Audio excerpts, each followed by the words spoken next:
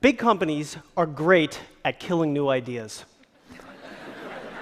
There's a good reason for this. Leaders in large organizations have a responsibility to create momentum. They create this momentum by getting everybody rowing in the same direction. Employees in these companies who reinforce that momentum through evolutionary innovation are embraced by the company.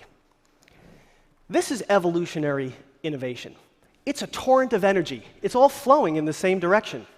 And it's flowing towards improving the products that a company makes and sells to its customers. Big companies are pretty good at this. It's what got them to grow big. But there's another type of innovation, revolutionary innovation. It's that little stream branching off from the river. Revolutionary innovation departs from existing products and existing customers, and so it can be riskier, because there's no guarantee that it's going to be valuable or practical. Yet, revolutionary innovation has the potential to open up new business opportunities with new types of customers. So big companies need a mixture of both. Yet, so often, the revolutionary part ends up being acquired from outside. So why is this? It's not that new ideas don't exist within big companies. In fact, there are often rebels within these companies who have ideas that go against the momentum. But it can be frustrating for them to gain traction with their idea. And frustrated rebels don't stick around. Many of them will leave, go to startups or start their own. But 90% of startups fail. So many of these rebels leave in vain.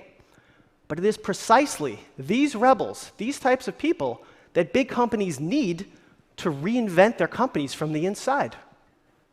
It's my belief that finding the right external innovation partner can make the difference between a company killing a rebel's idea and that rebel's idea taking hold in the company. This is me and my friend and co-innovator Alan Braun 13 years ago. It's 3 o'clock in the morning. We're reheating leftover Indian food in the sink.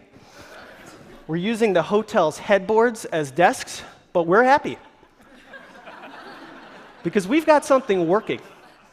We've got something working. We're going to show it to our customer in just a few hours in the morning, and we're going to get feedback. We were on a mission to create a web-based application to help telecoms providers keep their networks healthy. I was psyched about web apps from this experience because I got to see how they could really work in a real enterprise. 3 years later, the company that we worked for was acquired into a much bigger company. And in the first couple weeks, I was asked to rewrite that web-based application to be a desktop application. Now, I could understand why that was. The big company had a lot of momentum behind desktop apps, and their customers did too. But I knew that that was going to kill my web application. And the world was moving towards web apps, not away. But it was that experience that I had with that innovative customer over those previous 3 years. They were my innovation partner. And that experience gave me the credibility to fight for web applications in the big company. And this is what helped convince the big company not to kill this rebellious idea. And you know what? Eventually, I got support for it. So what if there was an efficient way for rebels in big companies to be matched up with smaller companies who they may not yet have commercial relationships with, so they could collaborate on co-innovation? Think of a system like an online dating system. Think of your favorite one. For me, mine was JDate. I think that worked out pretty well for me, don't you think? So this system would allow rebels in big companies to browse for their potential innovation mates. They'd be matched up with their closest matches, and when there was mutual interest, they'd be put in touch to have an innovation date. So think of an online personals ad. Cognitive computing rebel in Fortune 50 company who wants to detect shoppers' personalities seeks a mid-size online clothing retailer for co-innovation. I'll bring the data scientists, you bring the data, no strings attached for a year.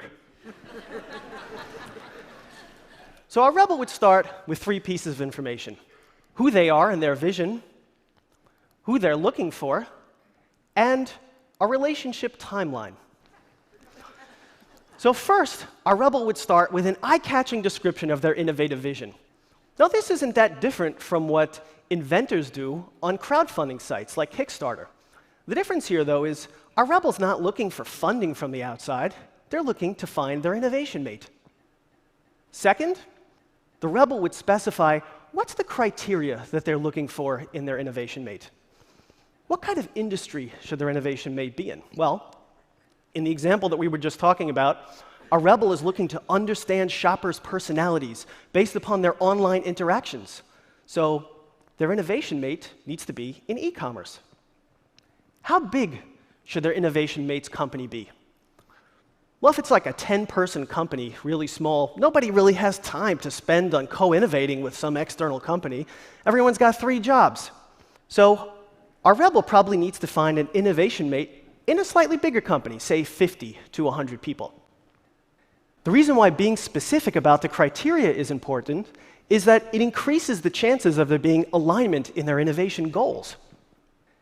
Third, a rebel would specify a relationship end date. Now, specifying an expiration date in a romantic personals ad may seem a bit seedy. But in this case, it's actually just being honest, because in a certain amount of time, one of 2 things will happen. Either the innovation will be successful, and the company will want to sell it to other customers, and that in itself will change the nature of the innovative relationship, or the innovation will fizzle, in which case the rebel and their innovation mate need to go on with their lives. Now, being upfront about the end date gives the big company more confidence to let their rebel experiment freely, because they don't have to worry about having to bail out a failed project if it doesn't work out. So how would all parties here benefit? Well, the rebel would get to develop their idea with a real interested customer.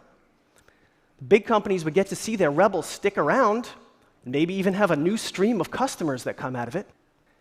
And smaller companies would get to tap into the deep expertise that's within bigger companies. In this future, big companies wouldn't have to be so good at killing new ideas, because their rebels would be more successful at growing them. Thank you.